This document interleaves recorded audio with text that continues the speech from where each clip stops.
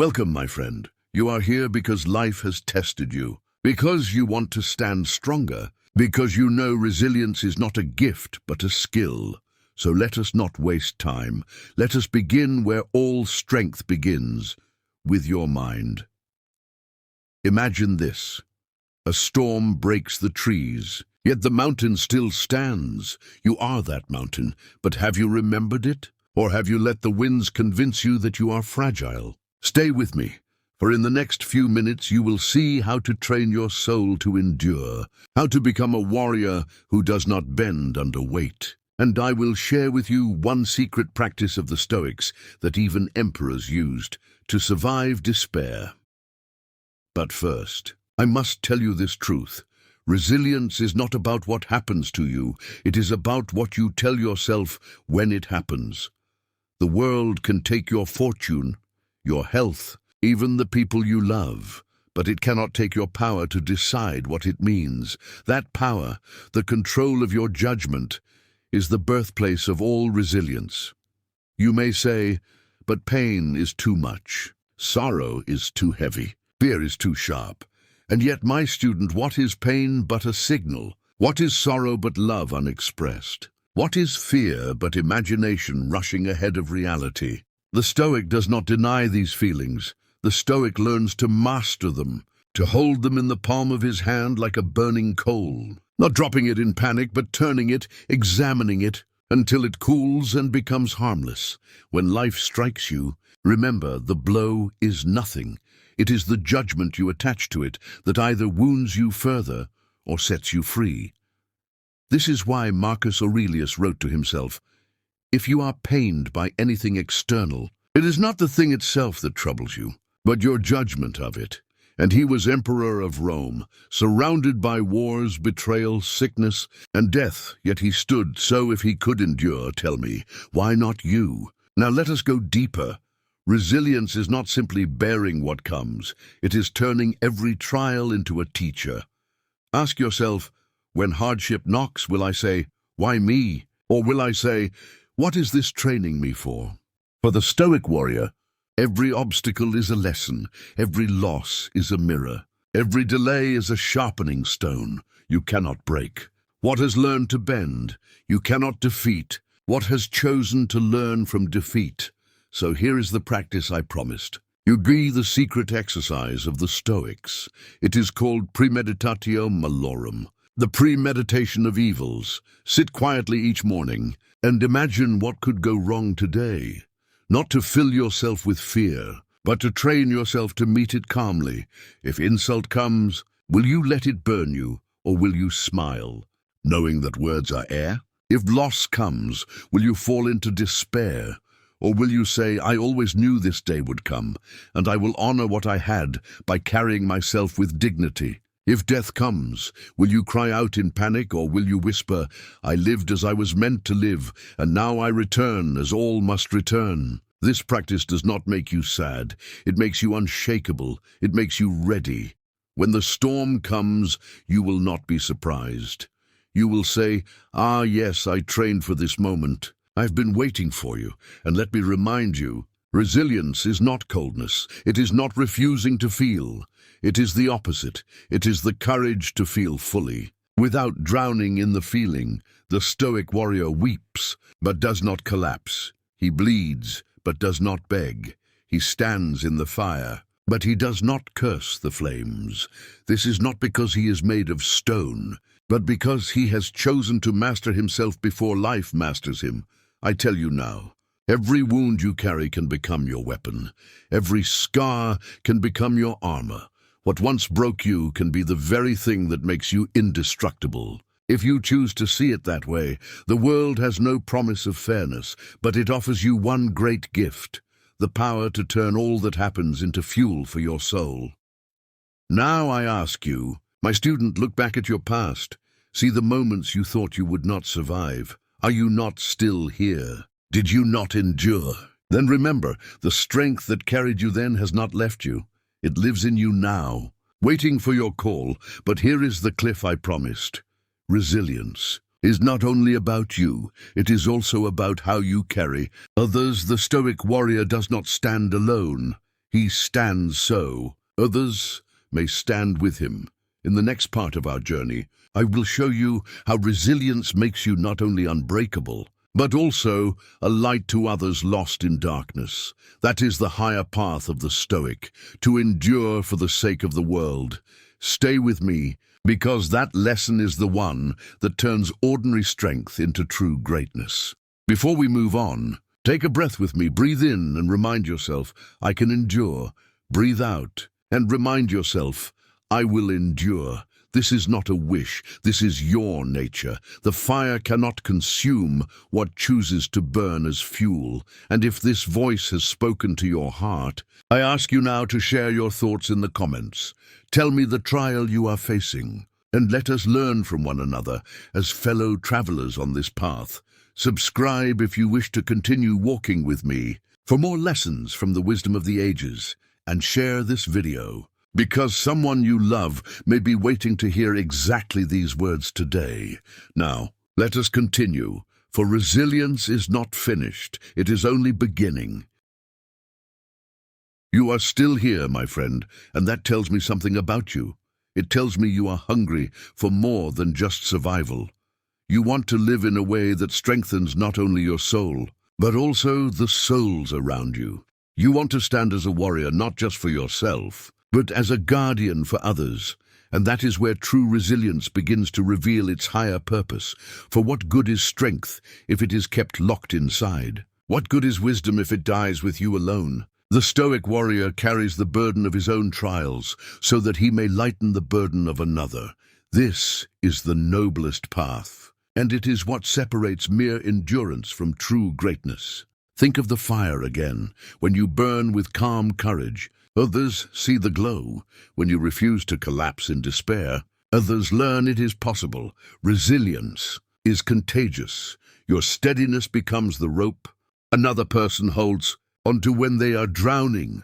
Your calmness in chaos becomes the anchor another ties themselves to when the waves rise. Do you see now? When you build resilience, you are not only shaping your destiny, you are shaping the destiny of everyone who meets you. You become the quiet teacher of strength. You become the silent example of courage. You become proof that the human soul can withstand anything. But how do we live this way? Let me tell you, it begins by asking, who do I wish to be for others? When my child looks at me, when my friend leans on me, when a stranger watches me face loss, what lesson will they learn from my behavior? The Stoic does not live only for himself.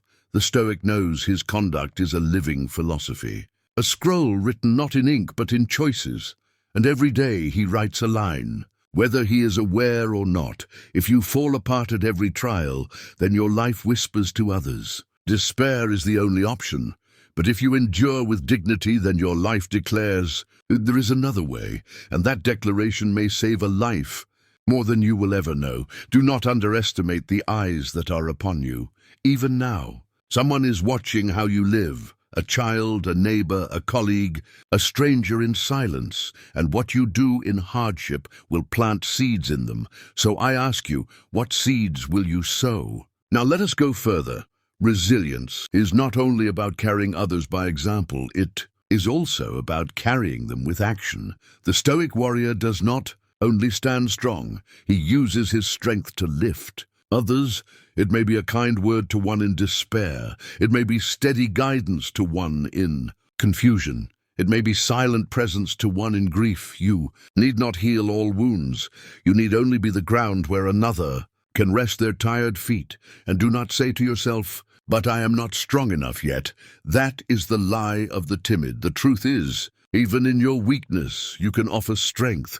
For have you not noticed? Sometimes the person carrying their own pain quietly gives the most comfort to others, because they know what sorrow feels like. They know what fear tastes like. And so their compassion runs deeper than any untouched by suffering. Your scars are not only your armor, they are also your medicine for others.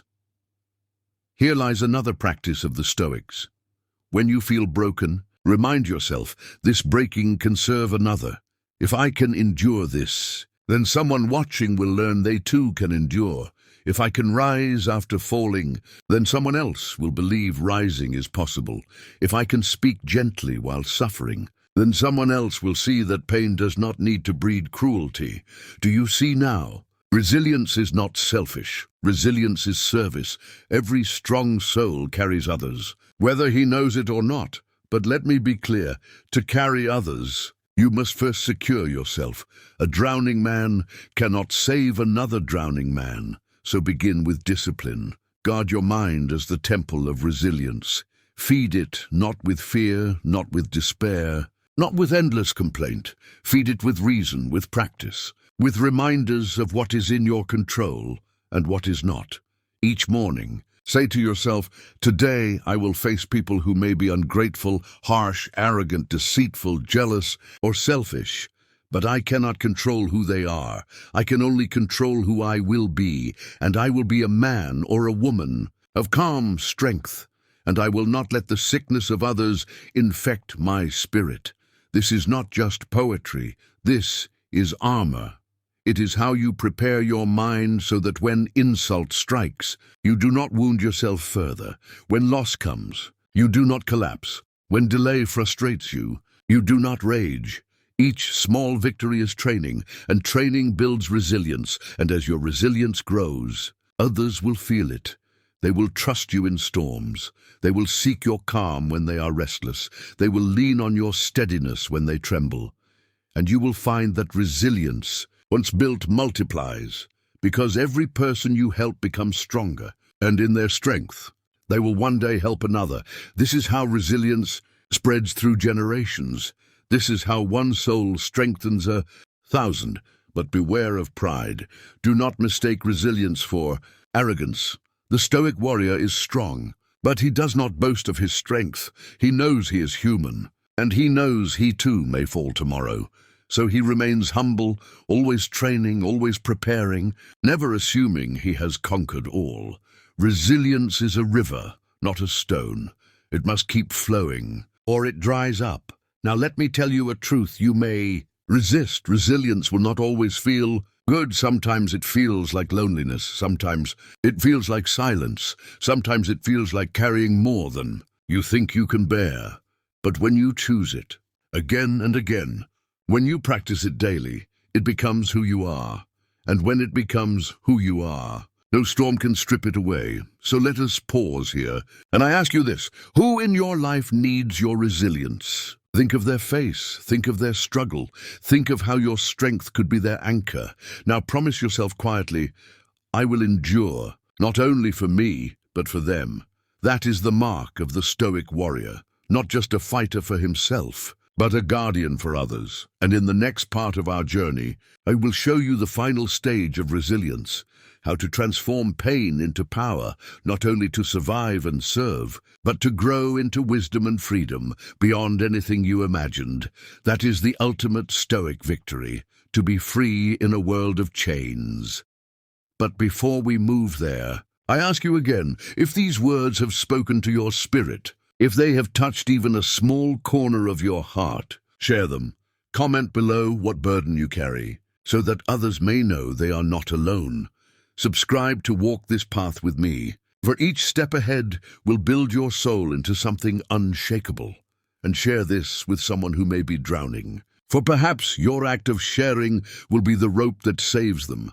Now, breathe again. Say to yourself, I stand not only for me. Say again, I stand also for those I love. This is resilience. This is the way. You have walked with me this far, my friend, and now we reach the summit of this path. We began with resilience as the strength to endure.